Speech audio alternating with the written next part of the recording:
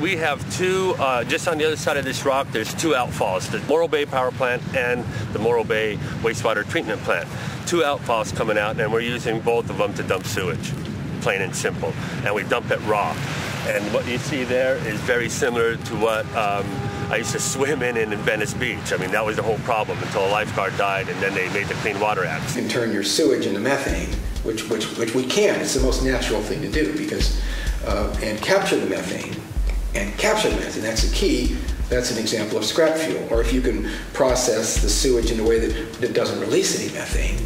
Week at the joint meeting between Morro Bay and Cayucas voted to go ahead with upgrading the plant for tertiary treatment. If everyone's taken the opportunity to sign in, it looks like we have. If there's any immediate questions, I'd be happy to. Yeah, I got a question. Prior to 2003, I know that the San Simeon wastewater treatment plant was using Mission County disposal for a lot of their solids that they got. And now that you're going tertiary, are you planning on using any pilot programs like we have in Morro Bay to try to get the highest grade composting so we could use our green waste? Well, I'm not familiar with what Morro Bay is doing as far as composting biosolids, but we are in fact sending our biosolids to an agency that composts them and further reuses the biosolids for beneficial use. Great. Certainly. Where's that agency?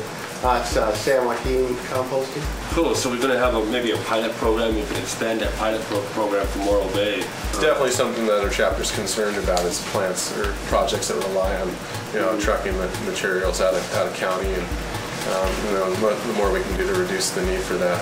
Small facilities such as this size can't afford the investment. This is one of the more different points where it is raw sewage coming in. It goes through a grinder, a chopper.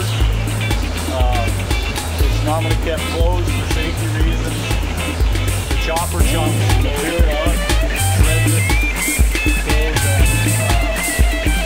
it's long enough pieces that it will end up on the openings that it goes through, and so that the particles are small enough that the microorganisms can work on it. Normally grab. In 20 years, we could very easily see the sea up at the level where we are right now, that is 50 feet above where it is today. Right. And practically this entire city that we're in will be underwater. We mentioned the Ocean Protection Council, and I think people would be fascinated if they looked into the publications of the Ocean Protection Council. You see, they've already got detailed contingency plans, detailed future planning for how coastal communities in California will adapt to the rising sea level, for example. And it's not a question of whether the sea level's rising, but how fast. Right. And exactly what to do about it. So this is a public planning agency that's developing policies and detailed procedures and protocols for example, if you're building a municipal water system, what do you have to do to make sure that those water pipes won't be washed away in 5 years? Right.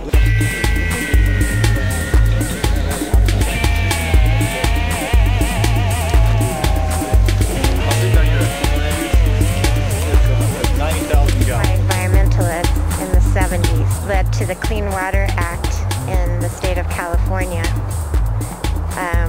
and eventually the formation of the California Coastal Commission. The solids themselves are very heavily laden with microorganisms. The reason this is called activated sludge. In answer to your question, how long would it take? It depends on the availability of funding.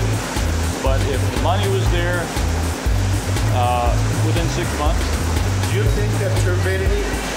Already an order in place that That's what I thought, by October. At that time when I got hired on, they had no idea how much sewage they were flowing. They had antiquated meters, and they were going by antiquated pump hours and stuff. So I went to the lab in El Monte, and we calibrated a flow meter, and we finally determined what kind of sewage we were flowing in comparison with Morro Bay. There's a second thing, which is an order that was issued a long time ago, in 2005, I think before Dan's time, that there was a violation, and the result of that is there was a negotiation And the district didn't have to pay all the fines, but some of that money was held back because this plant was supposed to be going to tertiary treatment by September, I believe, of this year. I just read that. Now you're reminding me. I Yeah, think you're right. supposedly held back for the purpose of using it. The Hearst Castle up here. Right. Does this plant handle any wastewater treatment for the Hearst Castle? What's interesting about this place is you have a good old boy network, as is all across America, but what they have is this beautiful national estuary. And so who foots the bill for the wastewater, the additional wastewater that needs to be treated? I'm Joey Ricano, candidate for Morro Bay, California City Council. I'm an environmental activist that's worked statewide on mostly ocean issues, but I dabble in forestry, wetlands. Does Hearst Castle have septic?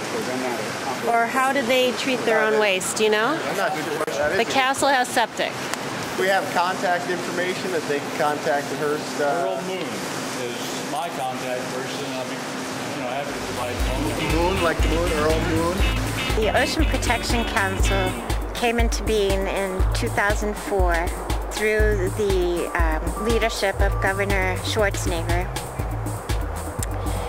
And the California Ocean Protection Council came to be.